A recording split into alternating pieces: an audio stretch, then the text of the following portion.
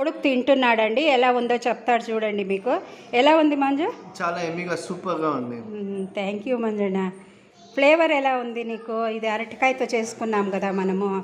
లైట్గా అరటికాయ టేస్ట్ వస్తుంది, సూపర్గా ఉంది. కానీ తినేకి వెరీ నైస్. బాగుందా? ఓకే నాన్న, thank you. Hi viewers, welcome to వనజనాగండి. ఈరోజు మనము అరటికాయ దోశ ఎలా చేసుకోవాలో చూద్దాము. దానికని నేను 3 గ్లాసులు బియ్యం తీసుకున్నాను. చూడండి, మీరు ఏ బియ్యం అయినా తీసుకోవచ్చు. అన్నం చేసే బియ్యం అయినా తీసుకోవచ్చు, లేదా దోశ బియ్యం అయినా తీసుకోవచ్చు అండి.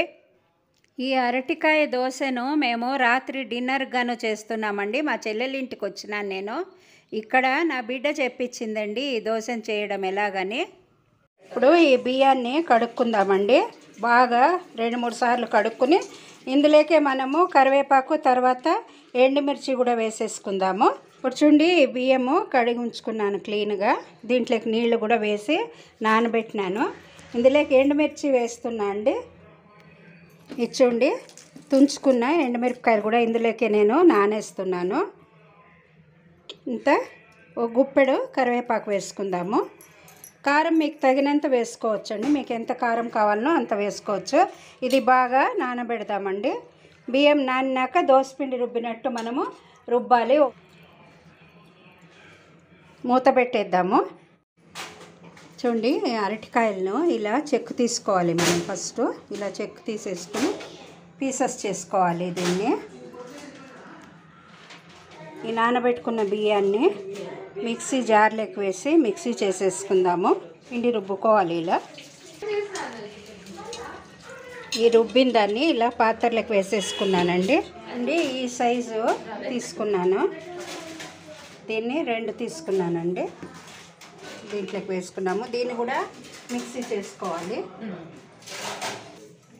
ఇప్పుడు ఈ తరుక్కున్న అరటికాయని మిక్సీ చేసుకుందామండి. దీనికి ఇంగువ కూడా వేసినాము.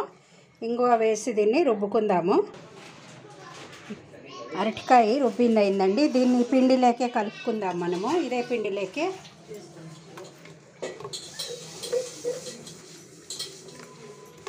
ఈ పిండిని మనమేమి ఫర్మెంట్ చేసే పని లేదండి.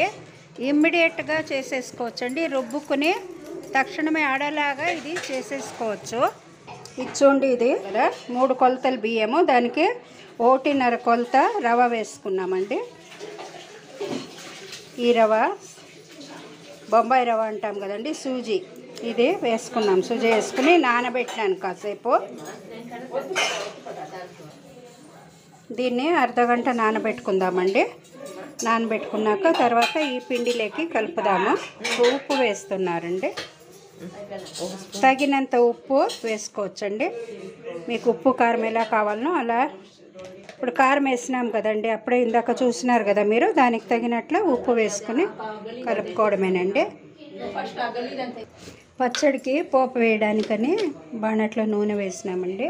ఆవాలు వేసామండి. ఇంగు వేసినామండి. ఆవాలు చిట్పట్లాడింది. ఇప్పుడు కరివేపాకు వేసేసామండి. చూడండి, ఇందాక మనము నానబెట్టుకున్న రవ్వను ఈ పిండిలోకి వేసేస్తున్నా అండి. ఇది అరటికాయ దోశ చెప్పాను కదా మీకు. అందులోకి వేసి కలిపేసుకుందామండి. క్లీన్గా పిండికి దానికి చాలా బాగా వస్తుందండి. ఒక్కసారి చూసారంటే మీరు మరీ ఇదే చేస్తారండి. ఆరోగ్యానికి మంచిది కదండి మనకు. ఇది డయట్ వాళ్ళకు చాలా మంచిదండి. ఇచ్చండి, పల్లీలు వేయించినది. మా చెల్లెలు నెలకోసారి ఇలా వేయించి పెట్టేస్తుందండి. మనకు కావాల్సినప్పుడు ఈజీగా చేసుకోవచ్చు. పచ్చడి చేసుకోవాలన్నప్పుడు 2 పిడికిళ్ళు మనకి ఎంత కావాలో అంత క్వాంటిటీ వేసి ఇమ్మీడియట్గా చేసేసుకోవచ్చండి. వేయించే పని ఉండదు. అందుకని నేను ఈ పల్లీలే తీసుకుంటున్నాను. ఈ ఉల్లిగడ్డను వేయించుకుందామండి. కొద్దిగా నూనె వేసి వేయించాలండి దీన్ని. చూడండి, ఇది ఇప్పుడు వేగుతూ ఉంది కదా. దీంట్లోకి కొన్ని పచ్చిమిరపకాయలు, తర్వాత కొత్తిమీర 2 వేసి వేయించుకుందాము.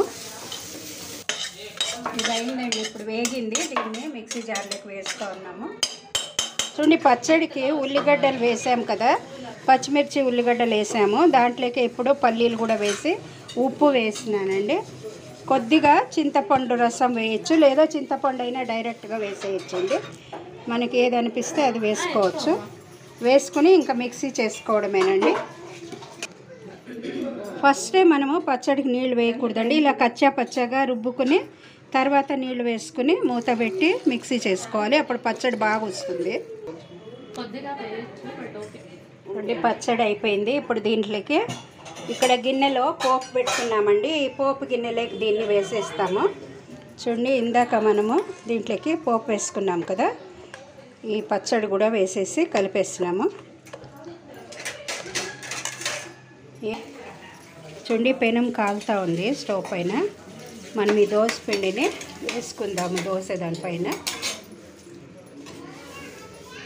పెసరపప్పు, రవ అవి కూడాను నెలకోసారి మనము సరుకులు తెచ్చినప్పుడు వేయించి పెట్టేసుకున్నామంటే చేసేటప్పుడు వంటలు చాలా ఈజీ అవుతుందండి.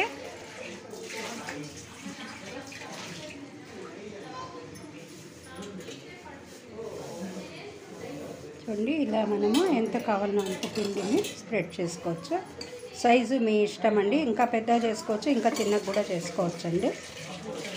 పైన కొద్దిగా నూనె వేసినాము. చూడండి, ఇప్పుడు కాలుతా ఉంది దోశ.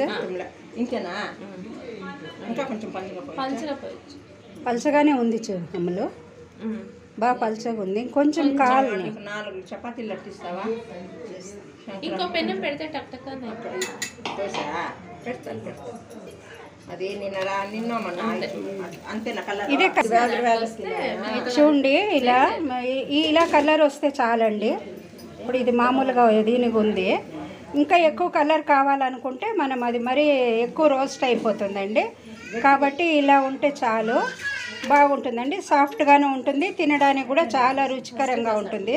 దీనిపైన మూత పెడితేనో లేక ఇదేంటేనో ఆ కలర్ దోశ బాగా వచ్చింది. దోశ పోసింది అయినాక ఇలా కాసేపు మూత పెట్టేద్దామండి. ఇప్పుడు చూడండి, మూత తీసేస్తే ఇలా వస్తుంది. అప్పుడు ఎక్కువ తెల్లగా రాదండి. కలర్ కూడా క్రీమ్ కలర్ ఉంది చూడండి దోశ. ఇది సాఫ్ట్గా ఉంటుంది, చాలా బాగుంటుందండి తినడానికి. కొడుకు తింటున్నాడండి, ఎలా ఉందో చెప్తాడు చూడండి. మీకు ఎలా ఉంది మంజు? చాలా ఎమ్మిగా సూపర్గా ఉంది. Thank you మంజునా. ఫ్లేవర్ ఎలా ఉంది నీకు? ఇది అరటికాయతో చేసుకున్నాం కదా మనము. లైట్గా అరటికాయ టేస్ట్ వస్తుంది, సూపర్గా ఉంది. కానీ తినేకి వెరీ నైస్. బాగుందా? ఓకేనా? ఓకే నాన్న, థ్యాంక్ యూ. చూడండి, మా బాబు తిన్న దోశను చూశారు కదా మీరందరూ కూడా చేసుకుని తిని ఎలా వచ్చిందో కామెంట్లో పెట్టండి. లైక్ చేసి షేర్ చేయండి. కొత్త వాళ్ళైతే సబ్స్క్రైబ్ చేయండి.